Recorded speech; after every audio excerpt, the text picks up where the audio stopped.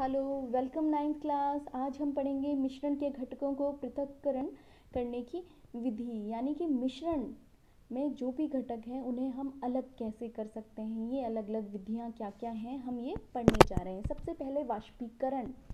दो पदार्थों में से एक पदार्थ जिसका क्वथनांक दूसरे से कम होता है उसका वाष्पीकरण हो जाता है। जैसे आपने कई बार देखा होगा, अगर आप छोटा सा एग्जाम्पल घर में करना चाहें तो आप ये आराम से कर सकते हैं। ये छोटे 2-3 क्लास में पढ़ने वाले बच्चे भी इस एग्जाम्पल को करते हैं। आप घर में नमक ले लीजिए, थोड़ा सा पानी ले लीजिए, एक कटोरी में उसको अच्छे से मिला लीजिए, फिर इसको धूप में रख दीजिए। 1-2 दिन तक रख दीजिए धूप में। फिर आप बाद में जाके देखिए छत पे, आपको दिखाई देगा कि पानी कुछ दिन के बाद उसमें से गायब हो जाएगा, सिर्फ नमक रह जाएगा। तो ये क्या है, इसमें क्वथनांक एक पदार्थ का ज़्यादा है, दूसरे का कम है, तो जिसका क्वथनांक कम है वो उड़ जाता है, वाष्पित हो जाता है। जैसे कि नीले अथवा काले रंग की स्याही में घटक का स्याही से पृथक हो जाना है ना। तो स्याही में से घटक का पृथक हो जाना, यानी कि जो जल है वो उड़ जाएगा और आपका जो नीला या काला घटक है वो रह जाएगा। इसको हम वाष्पीकरण कहते हैं। दूसरा सबसे इम्पॉर्टेंट, बार बार पूछे जाने वाला जो विधि है वो है अपकेंद्रीकरण। बच्चों, आपके घर में अगर घी बनाया जाता होगा, मम्मी आपकी दूध में से मलाई निकाल लेती होंगी या फिर दही निकाल के रखती होंगी, तो उसे क्या किया जाता है, उसको फेंटा जाता है ना। अपकेंद्रीकरण किया जाता है। मिक्सी में कई बार ये प्रोसेस किया जाता है। तो क्या होता है, इस प्रोसेस में किसी पदार्थ को तेज़ी से घुमाया जाता है और भारी पदार्थ नीचे रह जाता है, हल्का पदार्थ ऊपर की ओर आ जाता है। इसको हम अपकेंद्रीकरण की विधि कहते हैं। उदाहरण के लिए दूध से क्रीम को अलग किया जाना, या फिर हम बात करें, अगर हम मट्ठे से बात करें तो मट्ठे से किसका, बटर का अलग हो जाना, मक्खन का अलग हो जाना अपकेंद्रीकरण कहलाता है। तीसरी विधि क्रिस्टलीकरण की विधि। किसी मिश्रण से अशुद्धियों को दूर करने के लिए किसी उपयुक्त विलयन में घोलना। सबसे पहले क्या करेंगे हम, मिश्रण में अशुद्धियां हैं, उस अशुद्धियों को हटाने के लिए हम एक विलयन में घोलेंगे। तो उपयुक्त विलयन लेंगे, उसमें घोलेंगे, उसको घोलने के बाद हम फिल्टर कर लेंगे। फिर जो हमारा एक्सट्रैक्ट निकलेगा उसको हम रख देंगे, उसके हम क्रिस्टल बना लेंगे। तो अब जो क्रिस्टल बनेंगे ये क्या होंगे, शुद्ध रूप में हमें मिल जाएगा। जो भी हम संगठक चाह रहे हैं, अशुद्धियाँ हट जाएंगी उसमें से। जैसे कि समुद्र के पानी से जब हमें नमक को पृथक करना होता है, हम क्रिस्टलीकरण की विधि से ही समुद्र के पानी से नमक को अलग कर पाते हैं। नेक्स्ट विधि है पृथक्करण की विधि।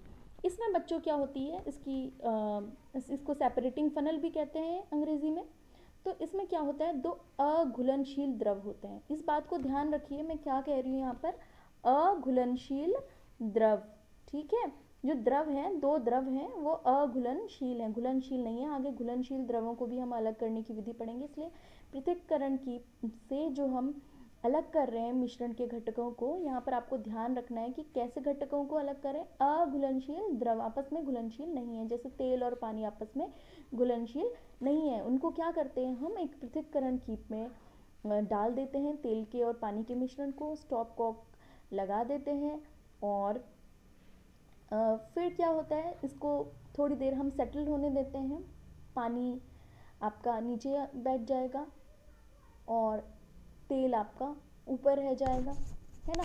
जो भारी है वो नीचे आ जाता है और जो हल्का है वो ऊपर रह जाता है। तो हम इसमें क्या करेंगे, हम धीरे धीरे ये जो स्टॉप कॉक है उसे खोलेंगे, पानी दूसरे बीकर में इकट्ठा कर सकते हैं तथा दूसरे बीकर में बचा हुआ तेल इकट्ठा हो जाएगा जो आप प्राप्त कर सकते हैं। इस तरह से दो घटक अलग हो जाएंगे मिश्रण के पृथक्करण कीप के द्वारा, या सेपरेटिंग फनल भी हम उसे कह सकते हैं। पांचवी विधि है ऊर्ध्वपातन विधि। इसमें एक पदार्थ का ऊर्ध्वपातन हो जाता है, यानी कि एक ठोस जो पदार्थ है वो गैस में बदल जाता है डायरेक्टली। जैसे अमोनियम क्लोराइड और नमक का अगर हम मिश्रण लें, इसको हम गर्म कर दें, ठीक, तो अमोनियम क्लोराइड उधर्वपातित हो जाएगा, यानी कि ये भी ठोस है, नमक भी ठोस है, लेकिन अमोनियम क्लोराइड क्या हो जाएगा, ठोस से सीधे गैस में बदल जाएगा। तो इसे हम कहते हैं उधर्वपातन विधि के द्वारा मिश्रण के घटक को अलग करना। Next chromatography. अब बच्चों क्रोमैटोग्राफी भी एक बहुत अच्छी टेक्निक है। इसमें कई सारी चीज़ें यूज़ की जाती हैं, फ़िल्टर पेपर यूज़ किया जाता है, सिलिका यूज़ किया जाता है, और भी कई सारी चीज़ें यूज़ की जाती हैं, TLC प्लेट यूज़ की जाती है।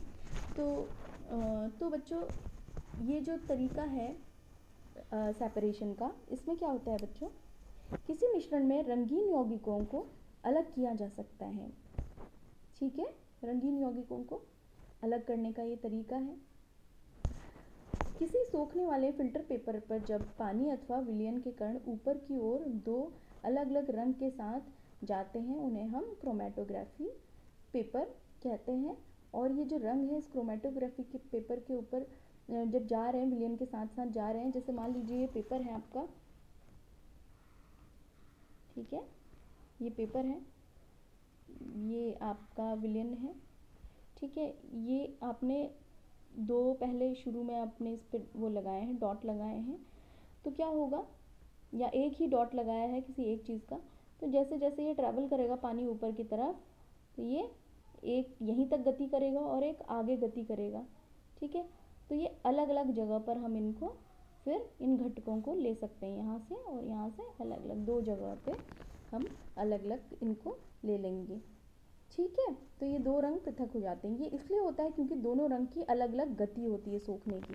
तो ठीक है, ये क्या हो रहा है, ये हमने एक पॉइंट लगा लिया घटक का मिश्रण जो था, लेकिन क्या हुआ, एक यहाँ पर सोखा गया एक को, और दूसरा, तो सोखने की गति क्या है इनकी, जो ये मूवमेंट कर रहे हैं, जो चल रहे हैं, इनकी गति क्या है, अलग अलग है। इसी गति के आधार पर इनको अलग किया जा सकता है मिश्रण से। ठीक है, तो इसका उदाहरण है, स्याही में उपस्थित दो अलग रंजकों को हम इस तरह से पृथक कर सकते हैं। चलिए नेक्स्ट विधि पढ़ेंगे हम, आसवन विधि। अब बच्चों जैसे पहले मैं बोल ही रही थी आपको, दो अघुलनशील द्रवों की बात की थी हमने जब पृथक्करण की बात करी थी। ठीक है, तो वहाँ पर तो दो अघुलनशील द्रव थे, बट यहाँ पर क्या है, यहाँ पर दो घुलनशील द्रव हैं, आपस में बहुत अच्छे से घुल रहे हैं, तो उनको कैसे अलग करेंगे हमने। जैसे उदाहरण लिया हमने एसीटोन का और पानी का, उनको हम अलग करते हैं उनके क्वथनांक के आधार पर। क्वथनांक अलग अलग हैं, उनके बॉइलिंग पॉइंट क्या है, बॉइलिंग पॉइंट जो है वो अलग अलग हैं। ठीक है, एसीटोन का अलग है और वाटर का अलग है। तो जब इनको गर्म किया जाता है, ठीक है, हम किस में करते हैं इनको, एक अपरेटस होता है इनका, ठीक है, उसमें हम इनको गर्म करते हैं। यहाँ पर हमने जब गर्म किया, इस मिश्रण में जल भी है, एसीटोन भी है, ठीक, तो हम एक पर्टिकुलर टेम्परेचर तक हम इसे गर्म करेंगे एसीटोन का, क्योंकि क्या है, टेम्परेचर जो है क्वथनांक कम है जल से, तो सबसे पहले ये क्या हो जाएगा, ऊपर की ओर आ जाएगा, वाष्पित होगा, और इस ट्यूब की मदद से यहाँ जाएगा। अब ये जो ट्यूब है, ये एक ओर शीतल जल इसमें आ रहा है और दूसरी ओर से गर्म जल बाहर निकल रहा है। तो यहाँ पर जब ये एसीटोन गैस के फॉर्म में आ गई, वाष्पित हुई, क्वथनांक क्या था, क्वथनांक कम है जल से, तो जल तो नीचे रह गया, लेकिन एसीटोन का क्वथनांक कम है, इसलिए हमने यहाँ पर थर्मोमीटर भी लगाया कि जैसे हमें पता लग जाए कि इस टेम्परेचर पे आ गया है, तो एसीटोन यहाँ पर क्या हो जाएगा, कलेक्ट होना शुरू हो जाएगा, और जल का प्रवाह हो ही रहा है। ये जो फनल है यहाँ पर, ये क्या हो रही है, कूल होते जा रही है, बार बार कूलिंग होते जा रही है इसकी। तो यहाँ पर क्या हुआ, गैस के फॉर्म में आया ये एसीटोन, लेकिन कूलिंग होने के कारण ये वापस क्या हो गया, फिर लिक्विड फॉर्म में आ गया, द्रव फॉर्म में, और इस तरह से हमने इसको एक ट्यूब में कलेक्ट कर लिया। तो इस तरह से क्या होगा, एसीटोन अलग हो जाएगा और जल अलग हो जाएगा इस आसवन विधि से। अब नेक्स्ट बच्चों, प्रभाजी आसवन विधि। ये कैसी विधि होती है, इसमें दो या दो से अधिक घुलनशील द्रवों का, जिनका क्वथनांक का अंतर 25 केल्विन से कम होता है। अब 25 केल्विन तो बहुत ही कम है बच्चों। देखिए जैसे 1 डिग्री सेंटीग्रेड में कितने होते हैं, 273 केल्विन होता है। अगर हम बोलेंगे कि 2 डिग्री सेंटीग्रेड का अंतर है ना, तो भी कितना होगा, तभी भी चलो थर्मोमीटर से इजीली हम देख लेंगे, 273 में कितना मिला दिया हमने, 2 मिला दिया। ठीक है,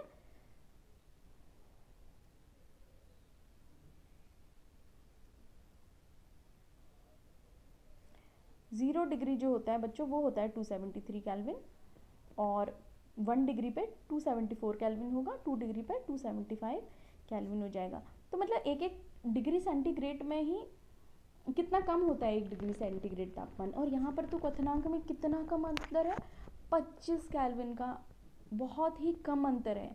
तो ये जो इतना कम अंतर है ये प्रभाजी आसवन विधि से अलग होते हैं, ऐसे घुलनशील द्रव होते हैं। यहाँ पर भी घुलनशील द्रवों को अलग किया गया है, लेकिन इनका जो क्वथनांक में अंतर है वो ज़्यादा है, ठीक। लेकिन प्रभाजी आसवन विधि में जो क्वथनांकों में अंतर होता है घुलनशील द्रवों के, वो बहुत ही कम होता है, बहुत ही माइन्यूट होता है, लगभग 25 केल्विन या उससे भी कम का अंतर। तो ये इसलिए हम ये स्पेशल विधि लेते हैं, प्रभाजी आसवन की विधि। इसमें ये ऐसे सब काफ़ी कम क्वथनांक के अंतर वाले घुलनशील द्रव भी अलग किए जा सकते हैं। उदाहरण के लिए वायु से विभिन्न गैसों का पृथक्करण इसी विधि से किया जाता है। Thank you class.